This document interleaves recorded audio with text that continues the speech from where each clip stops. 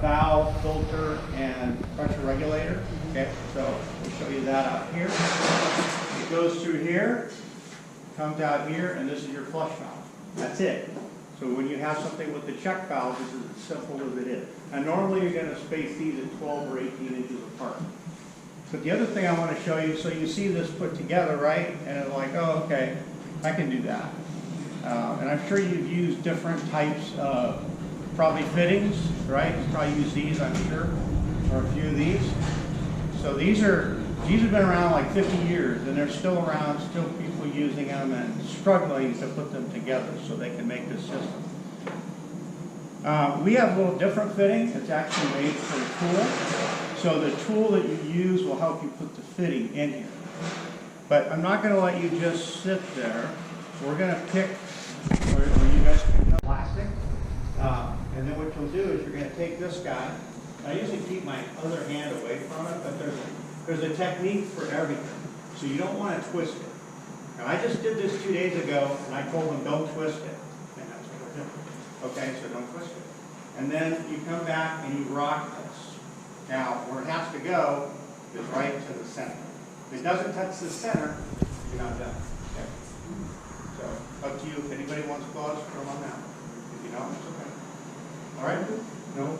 Okay, so go ahead and pick up your, it's basically 2 tools, a dark brown with that. Don't start yet. My designers always cheat. I don't know why. You guys are doing well so far. Okay. Are you guys ready? Now this one, sorry. You're fine. Yeah. It's all right. Actually, it will be the right one soon, but not yet. Okay. You guys all got that? Okay. On your mark, get set, go.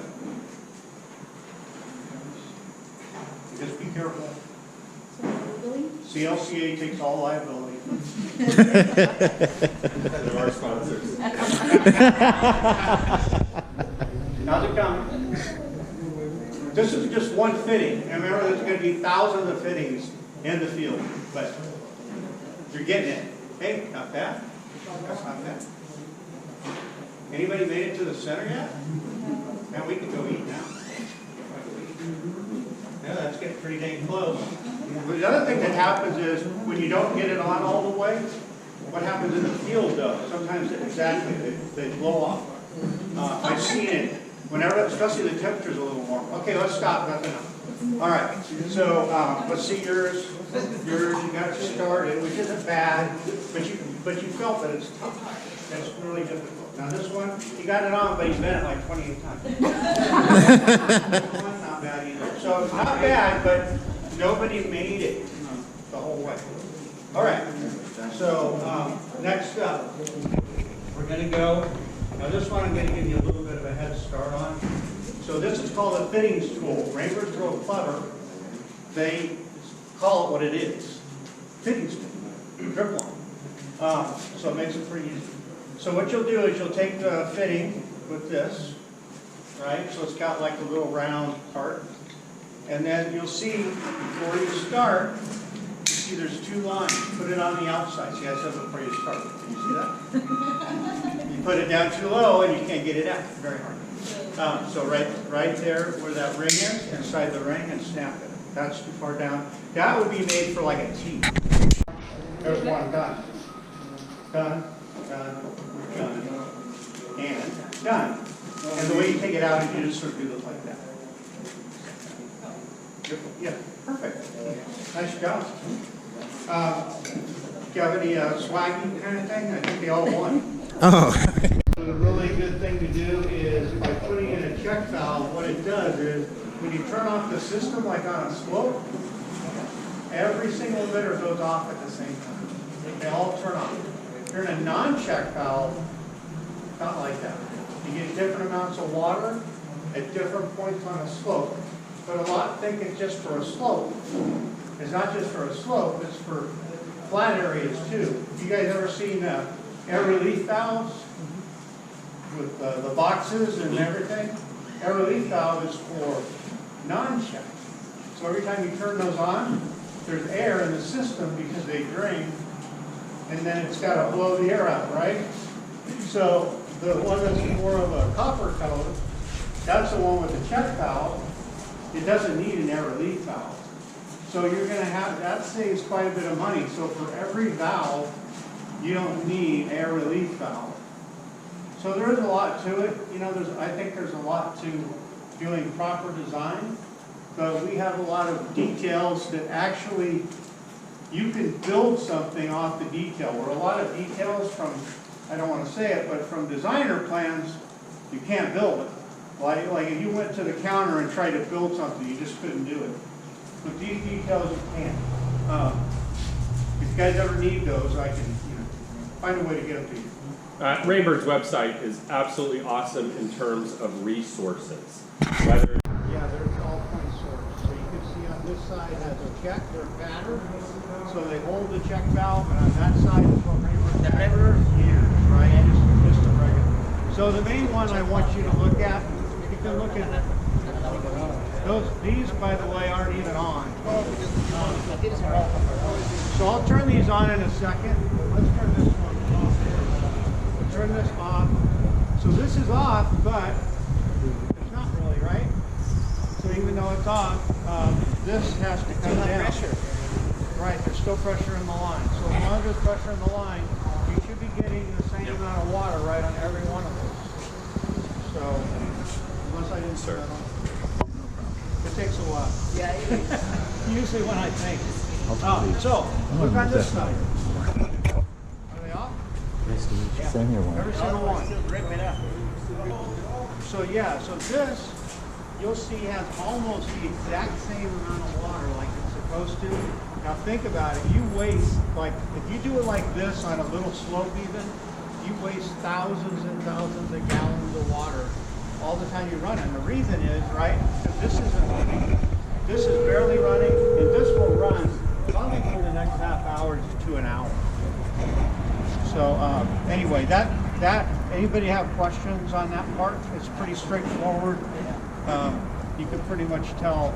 So I get arguments all the time, like, oh yeah, well it's just a little slow. And this isn't about me, in fact, because this doesn't have an air relief valve. This and this, they're about the same cost. Because a lot don't want to buy this. So this has the copper, so it's got the piece of copper in there that keeps roots from coming in. But it's warranted for 16 years. So it's a long warranty. All right, so I'm going to show you the other part. This won't take very long. We'll turn it on. And then,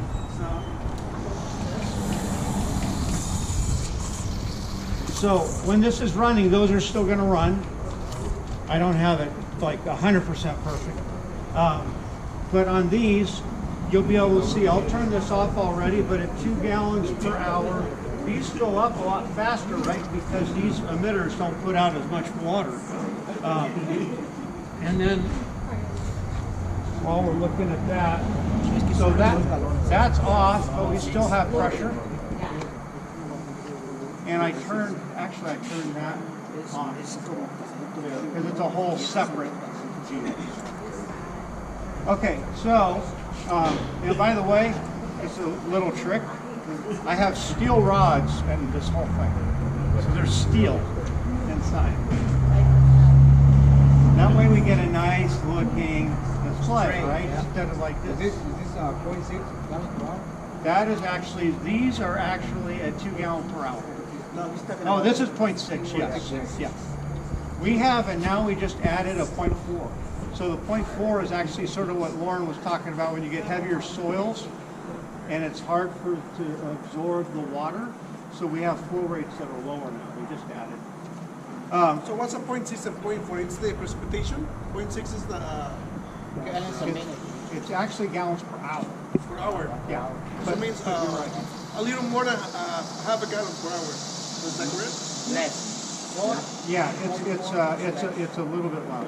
Less than okay. It's in but in gallons per hour. So usually you get, and most manufacturers usually get 0.6 and 0.9 or 0.5 and 1.0. We added one to get, so now we have 0.4, 0.6, 0.9. I think the 0.4 is the best, but that's just me. You know, some people don't believe, they want more flow, they want to see more water.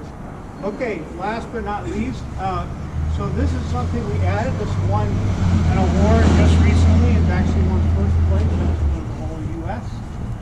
For, I guess, being ingenious. So what I'll do with this is you can see on one side it says filter, on the other side it says leak. So if you were out in the field right now, can you turn on that ball out just for a second?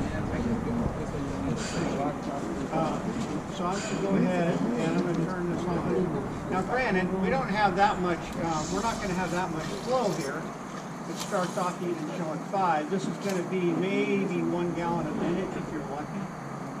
Because this is, you know, there's not much flow in this.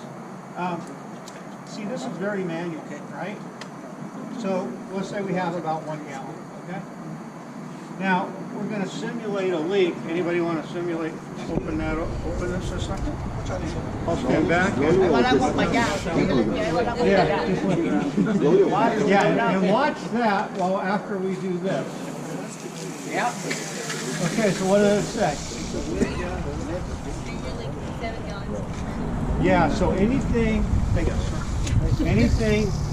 like here that's over where we had it at the 1, it's a leak on this side. So what you're doing is when you turn on a system like a drip system, right? And you're at your valve box, you figure out, you turn it on like, okay, it says 5. I put it at 5. Then if there's ever a leak, the nice thing about that is it's going to show it here. But there's sometimes you'll go out and you'll think it's a leak, right? But then you come back to the box and you go, no, it's not. It's at the same. Because it's labeled, that little check mark is what you guys put on there. So anyway, but that, and then you can see there's the battery operated, and this is the scrubber valve, and then there's a little dot past the filter. The arrow? Yeah, and that's for the air, exactly, that's actually a pressure regulator. So that's it for this. Yep, for everything else. Now